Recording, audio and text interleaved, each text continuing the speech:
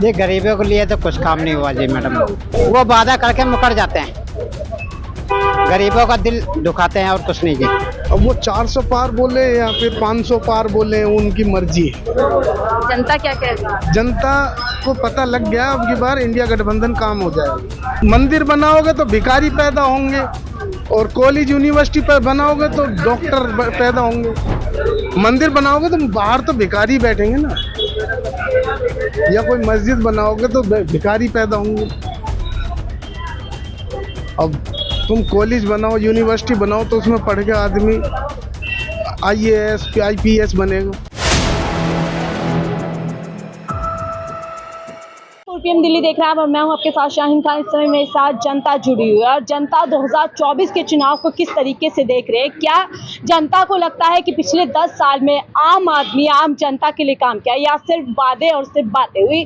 तमाम ऐसे होते हैं। और जब अब चुनाव का समय है तो क्या जनता के लिए महंगाई, बेरोजगारी और गरीबी ये मुद्दे अहम होने वाले हैं? इनके विपरीत जो मुद्दे इस समय देखने को मिल रहे हैं, माँ से मछली, माँ से मुसलमान और माँ से माँ, तमाम ऐसे मुद्दे हैं जो फिलहाल प्रधानमंत्री मोदी जी करते नजर आ रहे हैं। क्या नाम है आपका?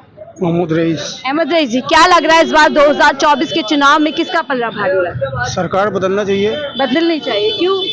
क्योंकि सरकार ने कुछ करा नहीं, दंगे के अलावा, दंगा फसाद, मंदिरें मस्जिदें तोड़वाने के अलावा और कोई काम ही नहीं इसके पास है। यानी मुसलमान और हिंदू हो रहा है सर? दोनों को तोड़ रहा। दोनों को? मंदिर भी तोड़ रहा। अभी तुगलकाबाद गांव में, तुगलकाबाद स्टेशन में मंदिर टूटी है। वो मंदिर तोड़ दिया? हाँ, मंदिर टूटी। मोदी जी के राज में? और किसके राज में? का हमारा राज है, मोदी जी का राज है। तो मंदिर और हिंदुओं के लिए बात कर रहे हैं। वो केवल लड़ा के जीतना चाहिए, लेकिन अब की बार कुछ नहीं ऐसा होना है। आपको ऐसा क्यों लग रहा था? सबका साथ सबका विकास की बात करते हैं प्रधानमंत्री। बात कहने में क्या होता है, करने में होता है ना। उन्होंने क्या किया बताइए? सबका साथ सबका विकास तो हम भी कह सकते हैं। वो कह रहे हैं देखिए मैंने मुसलमानों को ट्रिपल तलाक से निजात दिला दी, जो हज का कोटा था वो बढ़ा दिया। पहले अकेली महिला हज नहीं जा सकती थी, अब जा पाती है। अरे कहीं कहीं नहीं जा पा रही अभी उन लोगों। आपको लगता है कोई काम नहीं हुआ? कोई काम नहीं हुआ। आपका क्या नाम है? मेरा नाम जहीर खान है जी। जहीर खान जी, आपको क्या लगता है 10 साल में आपके समाज के लिए, मुसलमान के लिए कुछ काम हुआ या गरीबों के? ये गरीबों के लिए तो कुछ काम नहीं हुआ जी मैडम। सरकार तो बदलना चाहिए। सरकार बदलनी चाहिए। मोदी सरकार में क्या करना है? वो वादा करके मुकर जाते हैं, गरीबों का दिल दुखाते हैं और कुछ नहीं जी। दिल दुखाते हैं मोदी जी बिल्कुल। गरीबों का बेटा बताते हैं अपने आप को। वो सिर्फ ऐसे कहने को तो हम भी कह देंगे बेटा हम तुम्हें ताजमहल ला देंगे, तो ऐसे नहीं, जो कहते हैं तो वो किया जाता है।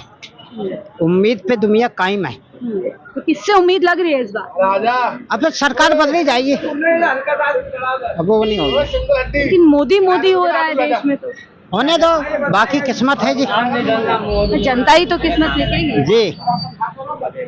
बाकी इस बार किसकी किस्मत? गठबंधन की? हाँ, गठबंधन की ज्यादा उम्मीद है। वो तो मोदी जी कह रहे हैं कांग्रेस आ जाएगी तो मुसलमानों को सब बांट देगी। ये देखो, जो वो कुछ भी कहने दे, हम लोग सब एक हैं और एक रहेंगे बस। हमें हिंदू मुसलमान एक, सब एक हैं।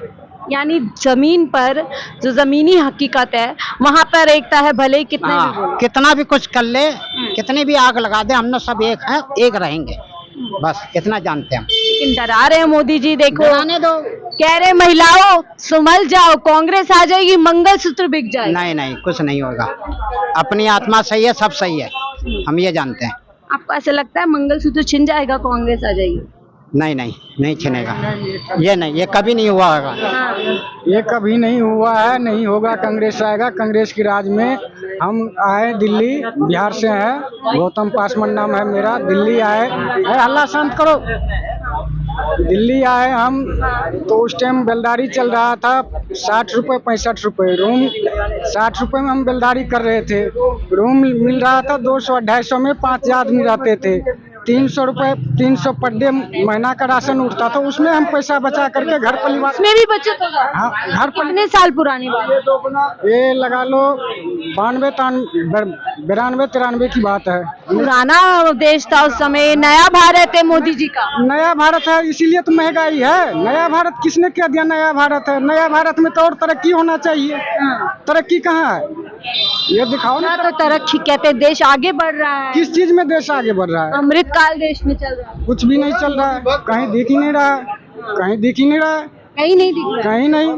अभी हम रिक्शा चलाते हैं, दिन भर में 2 चक्कर लगता है, 500 रुपए कमाते दिन भर में सिर्फ 2 चक्कर। 2 चक्कर। पब्लिक के पास काम रहेगा जब तो हमको बुलाएगा। आपके घर में पैसे रहेंगे तो काम करवाएंगे, पैसे नहीं रहेंगे तो जब अपना खाना पेट नहीं भर रहा है तो काम कैसे करवाइएगा? तो पब्लिक के पास तो पैसे है नहीं। ये इंडिया इस बार बदलेगा, बिल्कुल बदलेगा, बदलेगा। बिहार से भी आ रहा है कांग्रेस, बिहार से भी आ रहा है। नीतीश बाबू तो कह रहे हैं। नहीं, नीतीश बाबू तो ऐसे पलटू राम है, उसका कोई भरोसा नहीं, उसका कोई भरोसा नहीं है कि फिर इसमें सट के फिर जीत लेगा सीट आकर के, फिर तेजस्वी मिल जाएगा, उसका कोई भरोसा नहीं है। बस। आपका क्या नाम है? आसिफ अली। आसिफ अली। काफी क्या लग रहा है आसिफ अली की इस बार? इसकी सरकार बदलाव होगा। बदलाव होगा? क्यों? डेफिनेटली बदलाव। सबका साथ सबका विकास मोदी जी कर रहे हैं, तो क्या दिक्कत है? ओ इनफ हो गया। बदलाव होगा, इंडिया गठबंधन कामयाब हो जाएगा। मोदी जी 400 पार।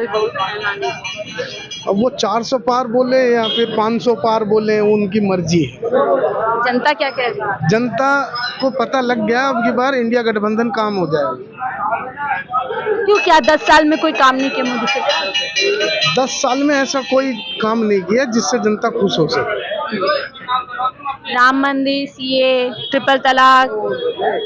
राम मंदिर, तुम मंदिर बनाओगे तो भिखारी पैदा होंगे, और कॉलेज यूनिवर्सिटी पर बनाओगे तो डॉक्टर पैदा होंगे। मंदिर बनाओगे तो बाहर तो भिखारी बैठेंगे ना, या कोई मस्जिद बनाओगे तो भिखारी पैदा होंगे। अब तुम कॉलेज बनाओ, यूनिवर्सिटी बनाओ, तो उसमें पढ़ के आदमी IAS IPS बनेगा। कितने पढ़े लिखे हो? 12th कर रखी है, बस ऑटो चलाते हैं। बात तो आपने बड़ी विद्वानों वाली की है। बस जनता कह रही है हमें मंदिर चाहिए। नहीं, जनता जो वो दिखा रहे हैं ना, जो वो जनता वो देख रही है।